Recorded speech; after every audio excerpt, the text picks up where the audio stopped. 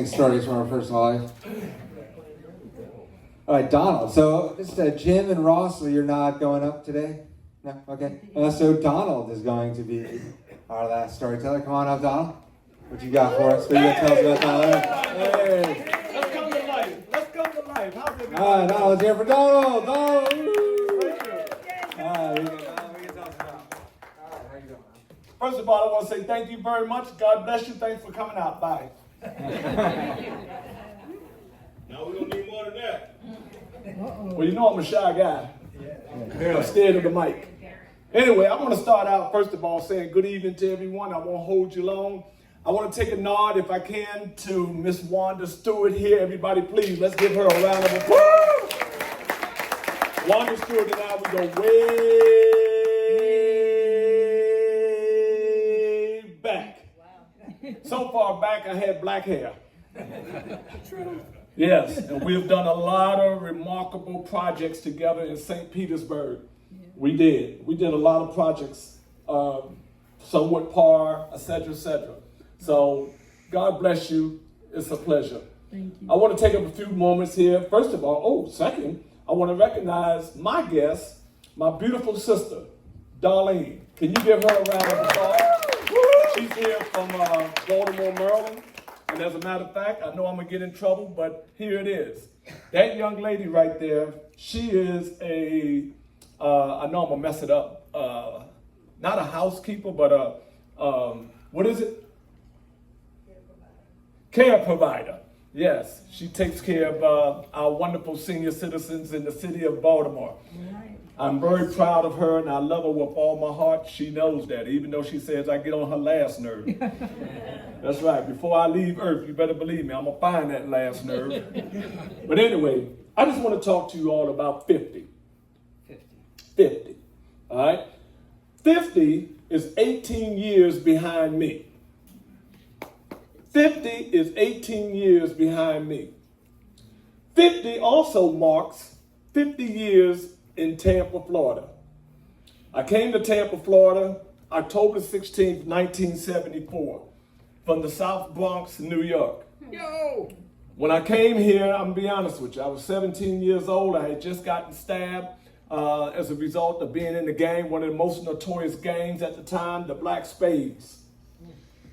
When I got here, I moved in with my dad, and I'll just be honest with you. My dad was very physical, and I took a lot of physical abuse from him. He wound up leaving. I'm gonna try to skip. He wound up leaving, and I wound up staying here because I knew I could not go back to New York because there were contracts on my life. That's how treacherous I was. 50. I wound up enrolling in Hillsborough High School. I had a number of small-time jobs, if you will, working at Columbia Restaurant. Anybody ever heard of Columbia Restaurant? 22nd, Ybor City. That was one of my first jobs, believe it or not. I got fired from that job. I got fired from that job because I was stealing steaks. That's right. I wasn't stealing the steaks and taking them out and selling them. I was stealing because I was hungry. I was living in a hotel at the time, or motel, the Dutch Motel on Hillsborough Avenue and Florida Avenue. And living there at the age of 19, I believe it was, no money and what have you, but I did have this little job. Columbia fired me. I wound up working for Morrison Cafeteria. Anybody ever heard of Morrison's? Okay, I got fired from them too. I got fired from them because guess what, y'all? I was stealing steaks. My nickname became Steak, all right? And not steak in the ground, but steak you eat, all right? As a matter of fact, I don't know if I should let this out, but in my freezer right now is steaks. So they fired me, and I wound up getting a job at Sears and Roebuck, which was on Hillsborough and 22nd Street at the time. It's Irving Tech now. They fired me. And they fired me because they found out I lied. What did I lie about? I told them I knew how to drive a stick shift, which I did, and I wound up knocking the whole side of the truck off. So they fired me. All right? As a matter of fact, when I was in the military, I entered into the military. I was 11 Hotels Tow Missile Systems. And they wanted to, matter of fact, the captain wanted me to be his driver of the Jeep. Well, I told her, he asked me, soldier, you know how to drive a 5-speed? Yes, sir. I said, yes, sir, because I didn't want to have to go to the field. So I said, yes, sir. He said, okay, you're going to be my driver. Well, guess what? As you know, he fired me. He fired me because I blew the transmission out the Jeep. It's a beautiful thing because guess what? Years later, Donald Trump had a show on. I forgot the name of the show. But he also would say, you're fired. If you notice, my first name is Donald. And if you also notice, I got fired. So guess what? You all are fired. But I want to say before I leave this stage here and drop this mic on the ground, all right, that hey, 50 years of living in Tampa, Florida has had its ups and it had its downs. But I thank God that I'm still around. So y'all, I just want to let you know, this is a PSA. Come December, or maybe January of the coming year, my 15th book, which will be entitled 50, will be done. So be looking out for it, okay? 50. And I just want to let you know, all right, that I guess I'm not the type of guy to walk around with a, what was that you said, face?